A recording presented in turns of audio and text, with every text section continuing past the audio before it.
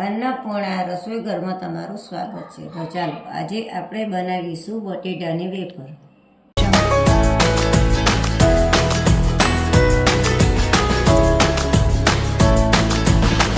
તો એની માટે આપણે આ બટેટા લઈ લીધા છે. આ રીતે એકદમ કડક અને મોટા બટેટા લેવાના, એટલે મોટી સરસ વેફર બને. તો પહેલાં આપણે બટેટાને સોલી લઈશું. તો હવે આપણે બટેટાને સોલી લઈશું. તો આ રીતે આપણે પિલરની મદદથી બટેટા બધા સોલી લઈશું. બટેટા સરસ છે અને અત્યારે હોળી ધૂળેટી પછી જ વેફર બનાવવાનો સમય હોય છે અને અત્યારે જ બટેટા સરસ અને સસ્તા હોય છે. તો આ રીતે આપણે બધા બટેટા સોલી લઈશું.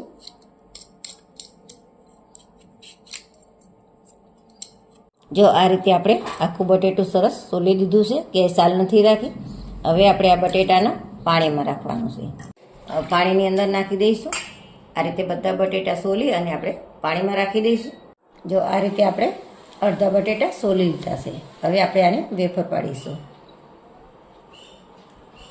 તો આપણે આની અંદર પાણી રાખ્યું છે. મેં પાણીની અંદર જ આ રીતે આપણે પાડવાના છે.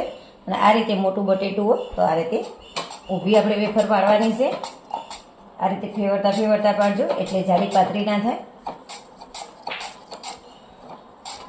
આ રીતે આપણે ફટાફટ વેફર પાડી દઈશું.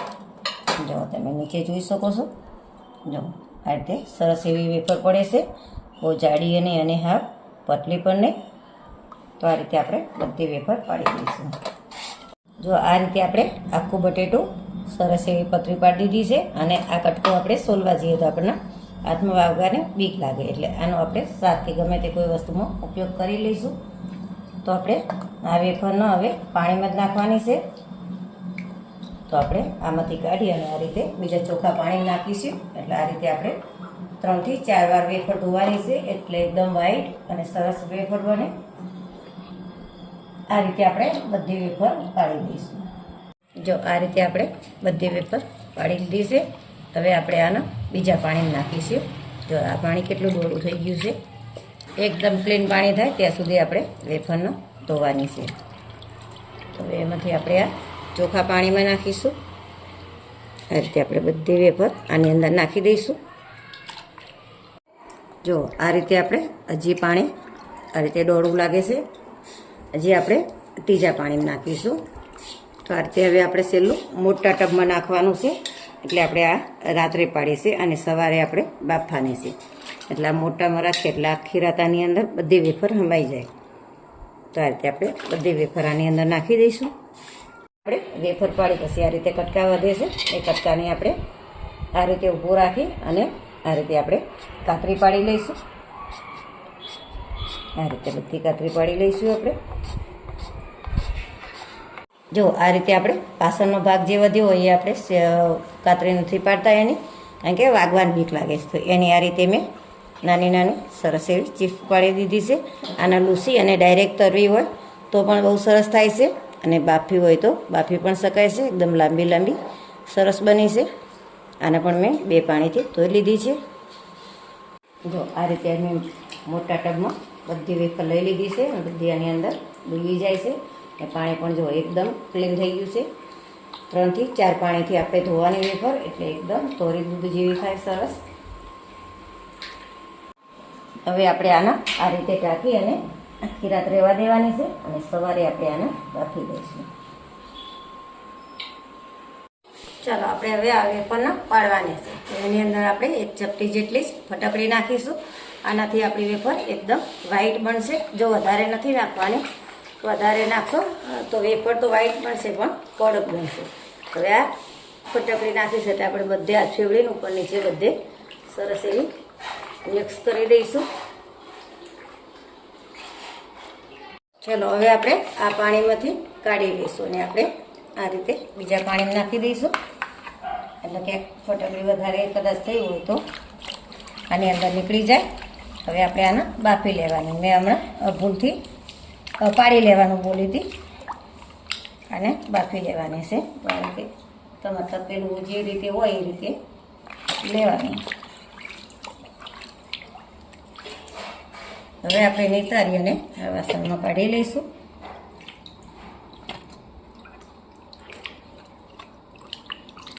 ચાલો હવે આપણે પાણી પણ ગરમ થવા મૂકી દીધું છે અને પાણી પણ જો સરસ ઉકળી ગયું છે. પાણી આપણે અડધા તપેલા જેટલું જ રાખવાનું છે, કારણ કે જો વધારે નાખશો તો આપણે વેફર નાખશું એટલે ઉભરાઈને બહાર આવશે, એટલે આપણે અડધા તપેલા જેટલું જ નાખવાનું છે. હવે આપણે સિંધવ મીઠું નાખીશું. તમે કોઈ પણ મીઠું વાપરતા હોય નાખી શકો છો, પણ આપણે ઉપવાસમાં ખાવા માટે બનાવવાની હોય તો આપણે ફરાળી મીઠું નાખવાનું. હવે મીઠાને આપણે મિક્સ કરી દઈશું.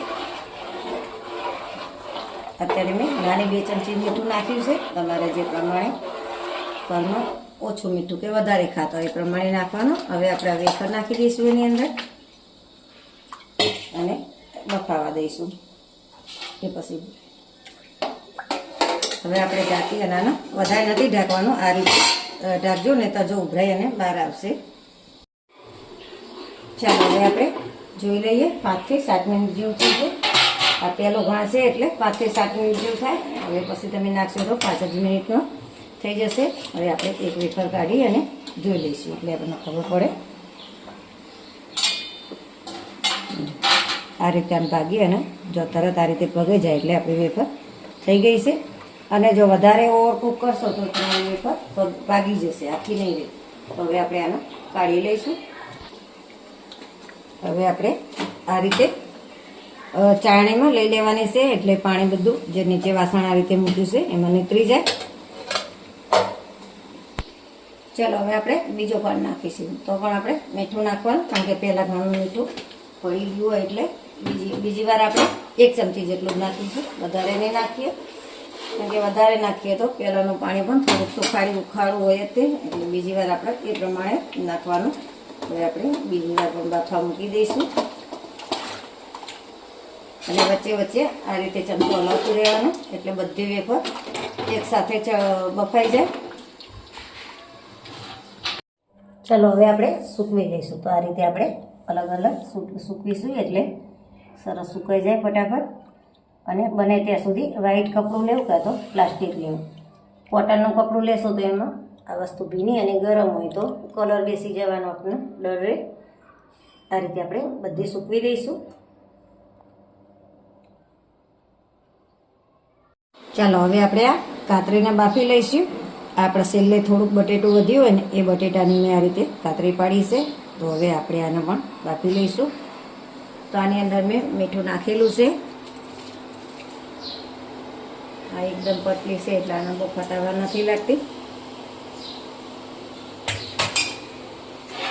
મિક્સ કરી અને ઢાંકી અને આપણે થોડુંક કરારમાં જવા દઈશું. જો આ પણ આપણે 3 થી 4 મિનિટમાં ચડી ગઈ છે. જો તરત મંગાઈ જાય છે. કાંઈ એકદમ પતલી હોય છે અને નાની હોય છે એટલે તરત જ બફાઈ જાય છે. આપણે કાઢી લઈશું આને અને ગેસ બંધ કરી લઈશું.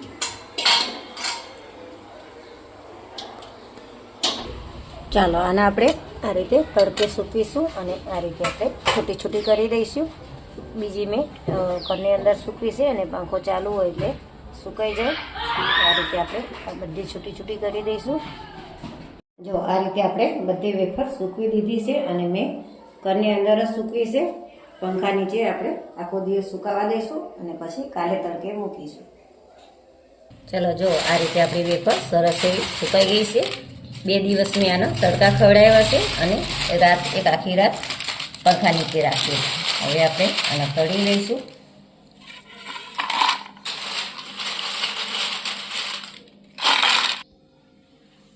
જો આ રીતે આપણે ચિપ્સ પાડી હતી એ પણ સરસ એવી સુકાઈ ગઈ છે. આપણે જે બટેટા સોલી અને પાછળનો ભાગ જે છીણતા ફાવે નહીં એમાંથી મેં આ રીતે ચિપ્સ બનાવી દીધી છે. આને પણ આપણે તળી લઈશું.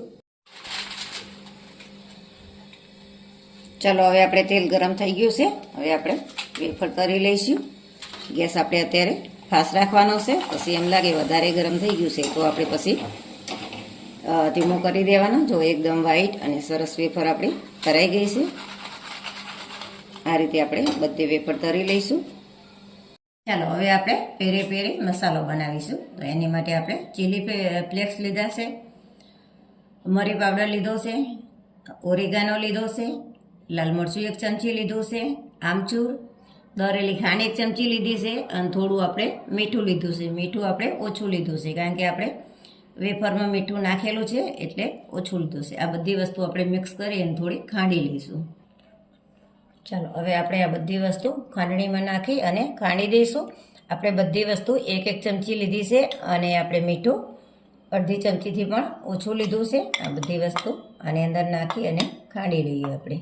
આપણો પેરી પેરી મસાલો તૈયાર થઈ ગયો છે. જો એકદમ ઝીણો ખાંડ્યો છે. આ રીતે એકદમ ઝીણો ખાંડવાનો એટલે સરસ બહારના જેવો જ લાગે.